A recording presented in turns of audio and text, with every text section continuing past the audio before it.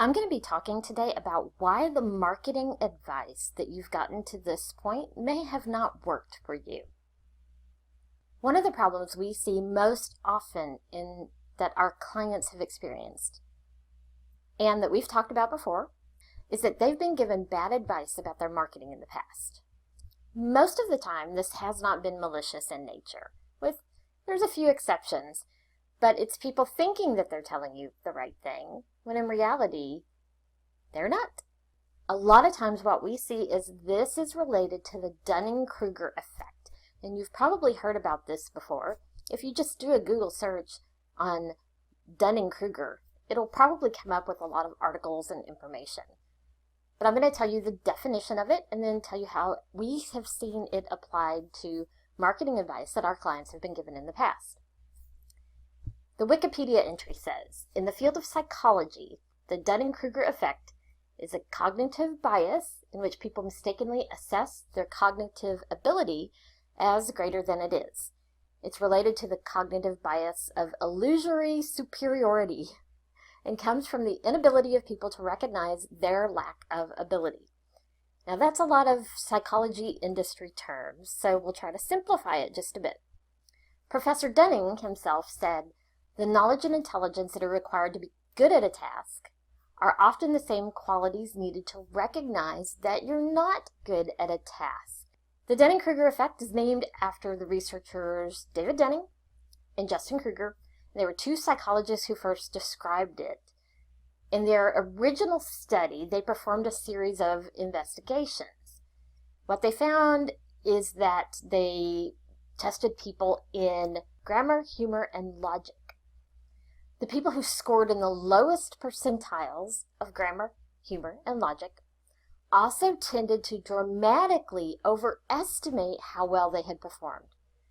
Their actual test scores placed them in the 12th percentile, so the bottom 10% of the results. But they actually estimated that their performance placed them in the 62nd percentile, so in the top 40%. Here's where we've seen it in marketing. One of our clients asked, my marketing coach told me that I have to post a Facebook Live video every day. And what they wanted to know is, do I really have to do a live video every day? We had another client that came to us and said, I was told that I have to use a grid system on Instagram to, reflect my brand and to get any kind of engagement on. It can have a place to be used, but that's not the only thing that could get your branding out there on Instagram. And that grid alone won't get you engagement. Another problem we commonly see is a client that has a logo that's bad for reproduction purposes. We're talking commercial printing, use in videos, and things like that. A lot of times it's because they've gotten a designer who likes to design, and the design even looks good in most cases, but they have no experience in some of the requirements of designing a logo and being able to use it for these different purposes, which requires a different setup, a different file type, sometimes different color profiles. Again, the designer didn't know what they didn't know. I've seen the exact same thing happen with someone who was giving advice to a client who had gone through a particular training course. And it's the same course that I've gone through before. I'm always looking for new courses and ways to improve my knowledge of marketing and seeing maybe how someone else does it or what their suggestions are. I do that regularly, like we all should in our own business and in our industry. In this particular case, that third person was telling the client that they don't need to put a call to action in their copy. Again, I'll remind you, I've taken that same course, and I know for a fact that that is not what they teach in the course. Just to clarify, I even reached out to the staff and asked them, did I miss something? This is what another person taking the course has said, which goes against everything I've ever learned in my vast experience in marketing, and isn't what I remember you saying in your course. And they said, absolutely not. A call to action is important. The similar theme through these 4 examples I've given you is that someone has taken a course or a training or worked with a coach who has given them some information. It's very possible that information was accurate, but the person hearing it didn't process it the same. In most cases, it's because of their own lack of experience. I can even relate to you an example that happened directly with one of my current clients. I was working with my client on their WooCommerce e-commerce website through WordPress, and one of the features that I was showing her, because I was teaching her how to do it on her own, and when she adds new products, some of the things she needs to make sure to include. One of the pieces that she wanted to make sure that we connected was automatically posting the products to Facebook. So we set up that integration for her, and I was walking her through and showing her how easy it is to do that, just one click. And what I told her was, on her WordPress site in WooCommerce product, it would show each Facebook variation as just a random combination of, numbers, letters, and numbers. You didn't need to worry about that. One thing we understand very well is that the majority of our clients are not tech experts. They feel like when you talk about any kind of technology that you're speaking Greek to them. And we get it, and that's why we are so good at putting it in normal language. And that's why people love our training so much, is that we explain it and you don't have to know all the technical jargon to understand. So we always keep in mind as well that things like this a client may not understand. That's why we told her, you don't need to understand what it's doing. I just wanted to show it to you so that you wouldn't wonder why it may look, a big long list that just says Facebook and a bunch of random numbers. A couple months later, after that piece of the project was already done, the client came back to us and said, I was talking to a friend of mine who does Facebook, and she said, you don't know what you're talking about. Facebook doesn't do anything with just a bunch of random numbers, and so you don't know what you're doing. At first, my initial reaction was like, what is she talking about? So I went back through the notes of our discussions and saw where I had showed her that integration on the WooCommerce WordPress side of this connection to Facebook. Her friend does Facebook, but doesn't have enough experience with WooCommerce to understand what I was talking about. So let me explain to you how the Dunning-Kruger effect would work if you're looking at one of those old XY graphs that you had to do in math. You know what I'm talking about. So if you were to draw that on a paper right now and you have your X and your Y axis, before you know about anything, you're at 0, 0, 0, right? Where X and Y intersect. And then when you learn a little bit about a subject, suddenly this whole new world opens to you and the graph shoots up all the way to the top in a really short time frame. Like almost immediately, it's almost a straight line up. Not quite, it is curved a little. And then over time, as you move along your horizontal axis, that line quickly starts to slope back down. And then it curves. And then as you gain more and more experience, as time goes on, it slowly aims back up towards the top of that graph. That is a visual. If you will draw it out on paper in front of you, a quick shoot up, a slow curve back down, and then a slow curve back up towards the top.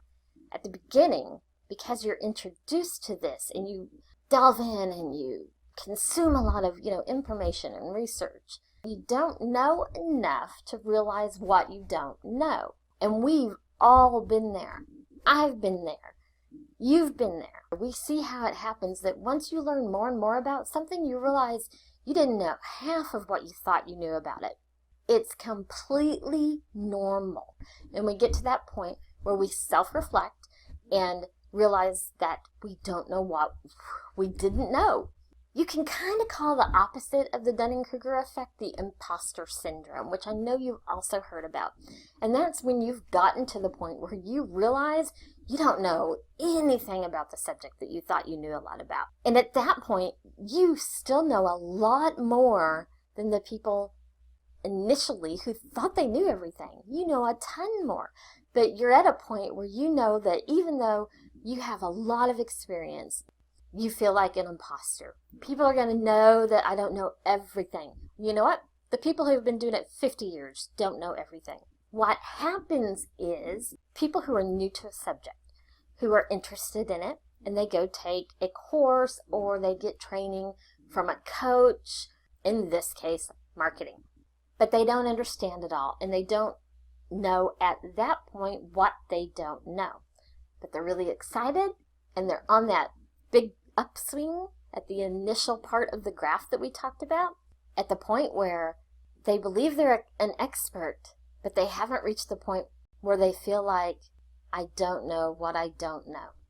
And the problem we see is that people take these courses, take these trainings, work with coaches, learn a method because they don't know as much about the topic. They may not understand some pieces of it, and therefore when they turn around and teach it to someone else, they can be taking that same framework from the course or the consultant or the coach or whoever they learned it from and implementing it with now their own clients. But because they don't understand near as much as that coach did, they're missing or misunderstanding some critical components of it. And that's why maybe your marketing advice hasn't worked so well to date. You've been talking to the people who have taken the course, but because they're new at it, they still have some gaps in knowledge. Some of my peers in marketing, we talk, somebody, they've been doing social media for business for 3 whole months. They're going to do this for you and they're going to do that for you. And we're sitting here with decades of experience going, but this piece of advice that you just gave wasn't right. It was close, but not quite on the mark. And we're at the point where we're either going through or have gone through the imposter syndrome, where we think people are going to know that we don't know everything. So it's a really interesting effect. And it's one of those psychological factors that I work on every day. I've got 30 years experience in marketing. I've been using social media to market businesses for over a decade. I signed up with Facebook in 2005. You still had to have a university email address, one that ended in, whatever.edu, to sign up for the platform. That's when I signed up. And I was working at a nonprofit, and I began using it to promote our business at that point. And ever since then, almost just as long, Twitter, LinkedIn, Pinterest, name them. I'm an early adopter. I jump on the platforms very early because I have to keep my clients informed, and I learn how to use them to market a business. So I've been social media marketing for a decade and a half. And I'll tell you, I don't know everything, but I know a lot. The world is a huge place, and it's wide open to learning, which is something that I love about our world, and I love about the internet when it's good advice. And if you don't know a subject, it's hard to weed through the internet and figure out what actually is the good advice and what is not. That's what happens to our clients. They've worked with coaches or consultants or taking training classes or whatever it may be from someone who is in the initial part of that upswing of that Dunning-Kruger effect. Remember, Professor Dunning said the knowledge and intelligence that are required to be good at a task are often the same ones needed to recognize that you're not good at a task. These people are still becoming good at the task and therefore don't have the same knowledge to recognize what's missing, to understand what they don't understand, to know what they don't know. And I'm all for entrepreneurship, and when people start a new business or a new product or service, I'm cheering on from the sidelines and actively, when I can, cheering them on social media, wherever else I can give them my support. The thing you have to make sure of is that you're not hiring someone for their knowledge and expertise that's on the front end, the upswing of that Dunning-Kruger effect, where they don't know what they don't know. When you do that, you risk someone teaching you something they don't quite fully understand themselves, and that's where the bad advice can come from.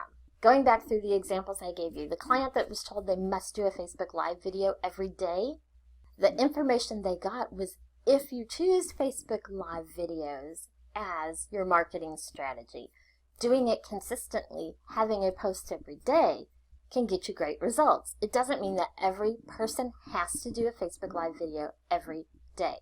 The client that was told they have to set up a grid block on Instagram, I know exactly which training they took because I took that one too. And that Instagram influencer who teaches it does use a grid pattern, and it looks great. But that's only one small piece of what she teaches and one small piece of what she's doing on her Instagram. But the grid itself is not the big takeaway from that training. The client that got a logo that can't be used as well for reproduction purposes, that designer just hasn't worked with commercial printing companies before. They haven't worked with somebody that's doing a huge banner or a billboard that needs a logo in a vector format. They just haven't experienced those things yet, so they don't know the gap in what they're providing the client. Similar with the WooCommerce piece on WordPress and feeding those products automatically to a Facebook page where people can purchase right there on their Facebook. When my client translated it to their friend, they didn't understand that what I was talking about was the e-commerce side, and the friend only understood Facebook and what Facebook does, and so it couldn't translate. That's why the marketing advice you get may not work, and the best way to counteract that with the person that you're actually interacting with one-on-one and see how much direct experience they have in the same industry that they're teaching you. It seems on social media, as we've gotten away from that a little bit with so much of, Yelp recommendations, and clients can post testimonials, and those are great, and you want those, and I love seeing when clients have had a good experience. But there is something to be said for experience in working with a lot of clients and a lot of experience in the field. So check that out on the person that you're getting your marketing advice from. And if you do want some straight shooting marketing advice, no BS, we tell it to you how we know it's worked for clients in the past, you can always visit our website at vickywoo.us or post your questions and comments here. Get in touch with us via email. We'll either try to answer you directly or we will touch upon your question in an upcoming episode.